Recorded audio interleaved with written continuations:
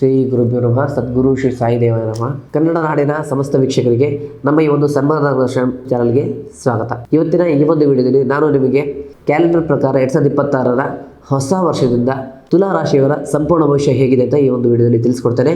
ಈ ಒಂದು ರಾಶಿಯವರಿಗೆ ಗ್ರಹಗಳ ಸಂಚಾರದಿಂದ ಆಗುವಂಥ ಬದಲಾವಣೆಗಳು, ಇವರ ಗುಣಲಕ್ಷಣಗಳು, ಇವರ ಕಾರ್ಯವೈಖರಿಗಳಾಗ್ಬೋದು, ಇವರ ಶಿಕ್ಷಣ ವ್ಯವಸ್ಥೆ, ಇವರ ಆರೋಗ್ಯ, ಪ್ರೀತಿ ಮತ್ತು ಕುಟುಂಬದ ವಿಚಾರ ಆಗ್ಬೋದು, ಇವರು ಮಾಡಬೇಕಂತ ಸುಲಭ ಪರಿಹಾರ ಮಾರ್ಗಗಳು ಯಾವುದು, ಇವರ ಅದೃಷ್ಟ ಸಂಖ್ಯೆ ಮತ್ತು ಅದೃಷ್ಟ ಬಣ್ಣ ಯಾವುದು ಅಂತ ಈ ಒಂದು ವಿಡಿಯೋದಲ್ಲಿ ನಾನು ತಿಳಿಸ್ಕೊಡ್ತೇನೆ.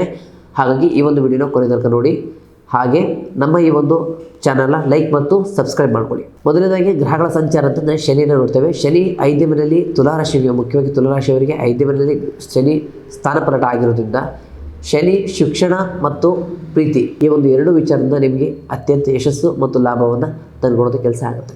ಮತ್ತು ಈ ಒಂದು ವಿಚಾರದಲ್ಲಿ ನೋಡಬೇಕು ಅಂತಂದರೆ, ಇನ್ನು 7ನೇ ಮನೆಯಲ್ಲಿ ನಿಮಗೆ ಗುರು ಇರೋದ್ರಿಂದ, ಗುರುಸ್ಥಾನ ಸಪ್ತಮ ಆಗಿರೋದ್ರಿಂದ ಇಲ್ಲಿ ಏನಾಗುತ್ತೆ ಅಂತಂದರೆ ಪಾರ್ಟ್ನರ್ಶಿಪ್ಪಲ್ಲಿ ಕೆಲಸ ಮಾಡೋರಿಗೆ ಒಂದು ಶುಭ ಲಾಭದಾಯಕ ವ್ಯವಸ್ಥೆ ಆಗುತ್ತೆ. ಮತ್ತು ಹೊಸದಾಗಿ ಮದುವೆ ಆಗಿರೋ ನಡುವೆ ಸ್ವಲ್ಪ ಸಣ್ಣ ಪುಟ್ಟ ಏರಿಳಿತಗಳು, ವೈವಾಹಿಕವಾಗಿ ಮನಸ್ತಾಪಗಳಾಗ್ಬೋದು, ಮೂರನೇ ವ್ಯಕ್ತಿಗಳಿಂದ ಸ್ವಲ್ಪ ಸಣ್ಣ ಪುಟ್ಟ ತಗಾದೆಗಳು ಬರುವಂಥ ಸಂಭವ ಇದೆ. ಅದನ್ನು ಸ್ವಲ್ಪ ಗಮನ ಕೊಟ್ಟರೆ ತುಂಬ ಒಳ್ಳೆಯದಾಗುತ್ತೆ. ಒಟ್ಟಾರೆಯಾಗಿ ಈ ರಾಶಿಯವರಿಗೆ ರಾಹು 6ನೇ ಮನೆಯಲ್ಲಿ ಈ ಒಂದು ವರ್ಷವಿಡೀ ಇರೋದ್ರಿಂದ ಕಾಂಪಿಟೇಷನ್ ಹೆಚ್ಚಾಗುತ್ತೆ, ಸಾಲಗಳು ಹೆಚ್ಚಾಗುತ್ತೆ, ಶತ್ರುತ್ವವನ್ನು ಹೆಚ್ಚಾಗಿ ನೀವು ಕಟ್ಕೊಳ್ಳೋದು ಸಂಭವ ಇದೆ. ಇನ್ನು ಕಟ್ಟಕಡೆದಾಗಿ ಕೇತು 12ನೇ ಮನೆಯಲ್ಲಿರೋದ್ರಿಂದ ಅತಿಯಾದ ವ್ಯಯಗಳಾಗುವಂಥದ್ದು, ಅತಿಯಾದ ಖರ್ಚುಗಳಾಗುತ್ತೆ, ದೈವ ದೇವಸ್ಥಾನಗಳಿಗೆ ಸಂಚಾರಗಳು ಹೆಚ್ಚಾಗುತ್ತೆ, ಧಾರ್ಮಿಕ ಕ್ಷೇತ್ರಗಳಿಗೆ ಹೆಚ್ಚಾಗಿ ಭೇಟಿ ಕೊಡೋದು ವ್ಯವಸ್ಥೆ ಆಗುತ್ತೆ.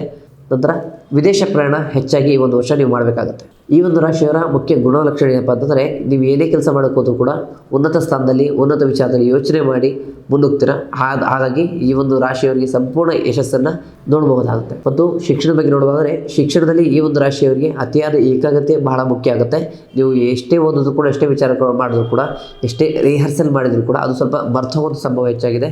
ಹಾಗಾಗಿ ಅತಿಯಾದ ಏಕಾಗ್ರತೆಯಿಂದ ಓದ್ಕೊಳ್ಳೋದು ತಮಗೆ ಬಹಳ ಅತ್ಯಗತ್ಯವಾಗುತ್ತೆ. ಇದು ವೃತ್ತಿ ಮತ್ತು ಉದ್ಯೋಗದ ಬಗ್ಗೆ ನೋಡೋದಾದರೆ, ವೃತ್ತಿಯಲ್ಲಿ ನೀವು ಮಾಡ್ತಕ್ಕಂಥ ಕೆಲಸದಲ್ಲಿ ನಿಮ್ಮ ಸಹೋದ್ಯೋಗಿಗಳಿಂದಲೇ ಸಮಸ್ಯೆ ಬರಲಿಕ್ಕೆ ಆರಂಭ ಆಗುತ್ತೆ. ಅದನ್ನು ಬೆಟ್ಟಿ ನೀವು ಈ ವರ್ಷ ನಿಲ್ತೀರ ಅಂತ ಹೇಳ್ಬೋದು. ಮತ್ತು ಉದ್ಯೋಗದ ವಿಚಾರ ಬೇಕು ಅಂತಂದರೆ, ಉದ್ಯೋಗದ ವಿಚಾರ ನೋಡ್ದು ಅಂತಂದರೆ, ಉದ್ಯೋಗದ ವಿಚಾರದಲ್ಲಿ ನೀವು ಮಾಡ್ತಕ್ಕಂಥ ಎಲ್ಲ ಕೆಲಸಗಳು ಕೂಡ ಜಯಶೀಲರಾಗ್ತೀರ. ಮತ್ತು ಅಸಂಭವ ವ್ಯವಸ್ಥೆಗಳು ನಿಮಗೆ ಆಗಲ್ಲ, ವಿಚಾರ ಆಗಲ್ಲ, ತುಂಬ ದೊಡ್ಡದು ವ್ಯವಸ್ಥೆ ನನ್ನಿಂದ ಆಗಲ್ಲ ಅಂತ ನೀವೇನು ಹಿಂದೆ ಸರಿಯಕ್ಕೆ ಅಂತ ವಿಚಾರ ಮಾಡ್ತೀರಾ, ಆ ಒಂದು ಕೆಲಸಗಳು, ಆ ಒಂದು ವಿಚಾರಗಳು ಈ ಒಂದು ವರ್ಷ ನಿಮ್ಮ ಕೈಯಿಂದನೇ ಆಗಿ ಆ ಒಂದು ಯಶಸ್ಸನ್ನು ಕಾಣುತ್ತೆ ಅಂತ ಹೇಳ್ಬೋದು. ಮತ್ತು ವ್ಯವಹಾರದಲ್ಲಿ ನೀವು ಬಿಸ್ನೆಸ್ ಮೈಂಡೆಡ್ ಆಗಿದ್ದರೆ, ಬಿಸ್ನೆಸ್ ಪರ್ಸನ್ಗಳಾಗಿದ್ದರೆ ಈ ವರ್ಷ ನೀವು ಮಾಡ್ತಕ್ಕಂಥ ಎಲ್ಲ ಇನ್ವೆಸ್ಟ್ಮೆಂಟ್ಗಳು ಕೂಡ ನೀವು ಒಂದು ಲಾಭವನ್ನು ಕಾಣ್ತೀರಾ. ಮತ್ತು ಬಿಸ್ನೆಸ್ಸನ್ನು ಈ ವರ್ಷ ದೊಡ್ಡದಾಗಿ ಎಕ್ಸ್ಪೆಂಡ್ ಕೂಡ ಮಾಡುವಂಥ ಒಂದು ವಿಚಾರ ಇದೆ.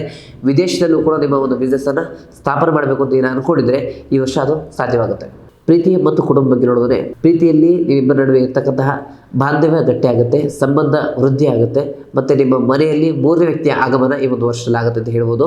ನಂತರ ಕುಟುಂಬದಲ್ಲಿ ಹೊಸ ವ್ಯಕ್ತಿಯ ಆಗಮನದಿಂದ, ಹೊಸ ವ್ಯಕ್ತಿಯ ಒಂದು ಅಭಿಲಾಷೆಗಳಿಂದ, ಹೊಸ ಸಂಬಂಧದ ಅಪೇಕ್ಷೆಯಿಂದ ನಿಮ್ಮ ಮನೆ, ನಿಮ್ಮ ಒಂದು ಕುಟುಂಬ ಸಂತೃಪ್ತಿಯಿಂದ ಖುಷಿಯಾಗಿರ್ತಾರೆ ಅಂತ ಹೇಳ್ಬೋದು. ಆರೋಗ್ಯ ವಿಚಾರ ನೋಡ್ತೀವಿ ಅಂದರೆ, ಈ ಒಂದು ವರ್ಷ ಮನೆಯಲ್ಲಿ ಯಾರಿಗೂ ಕೂಡ ಆರೋಗ್ಯ ಸಮಸ್ಯೆಗಳು ದೊಡ್ಡ ಪ್ರಮಾಣದಲ್ಲಿ ಇಲ್ಲೇ ಇದ್ರೂ ಕೂಡ ಸಣ್ಣ ಪುಟ್ಟ ಪ್ರಮಾಣದಲ್ಲಿ ಇರುತ್ತೆ. ಹಾಗಾಗಿ ಸಣ್ಣ ಪುಟ್ಟ ಪ್ರಮಾಣವನ್ನು ಕೂಡ ನೀವು ಅಲ್ಲೇಗಳಿದೆ ಕಡೆಗಣಿಸದೆ ಅದಕ್ಕೆ ಏನು ವ್ಯವಸ್ಥೆ ಬೇಕು, ಏನು ಏಕಾಗ್ರತೆ ಕೊಡಬೇಕು ಅಥವಾ ಅದರ ಬಗ್ಗೆ ಗಮನ ಕೊಟ್ಟು ಅದನ್ನು ಅಲ್ಲಲ್ಲಿಗೆ ಮುಗಿಸ್ಕೊಂಡು ಅಲ್ಲಲ್ಲೇ ಸಮಸ್ಯೆಗಳನ್ನ ನಿವಾರಣೆ ಮಾಡ್ಕೊಂಡು ಬರೋದ್ರಿಂದ ನಿಮ್ಮ ಎಲ್ಲ ಸಮಸ್ಯೆಗಳು ನಿವಾರಣೆ ಆಗುತ್ತೆ. ಅತಿಯಾಗಿ ಅದರ ಬಗ್ಗೆ ಅತಿಯಾದ ಆಲಕ್ಷ್ಯವನ್ನು ಮಾಡೋದ್ರಿಂದ ಚಿಕ್ಕ ಬಳ್ಳಿ ಕೂಡ ದೊಡ್ಡ ಮರವಾಗಿ ಬೆಳೆಯುವುದು ಒಂದು ಸಂಭವ ಇದೆ. ಹಾಗಾಗಿ ಅದರ ಬಗ್ಗೆ ಸ್ವಲ್ಪ ಗಮನವನ್ನು ಇಡೋದು ಮುಖ್ಯವಾಗಿ. ಈ ಒಂದು ರಾಶಿಯವರಿಗೆ ಪರಿಹಾರ ಮಾರ್ಗ ಏನಪ್ಪ ಅಂತಂದರೆ, ಕೇತು 12ನೇ ಸ್ಥಾನದಲ್ಲಿ ಇರೋದ್ರಿಂದ ನೀವು ಅತಿಯಾದ ಧಾರ್ಮಿಕ ದೈವ ದೇವಸ್ಥಾನಗಳಿಗೆ ಭೇಟಿ ನೀಡೋದು ತುಂಬ ಒಳ್ಳೆಯದಾಗುತ್ತೆ.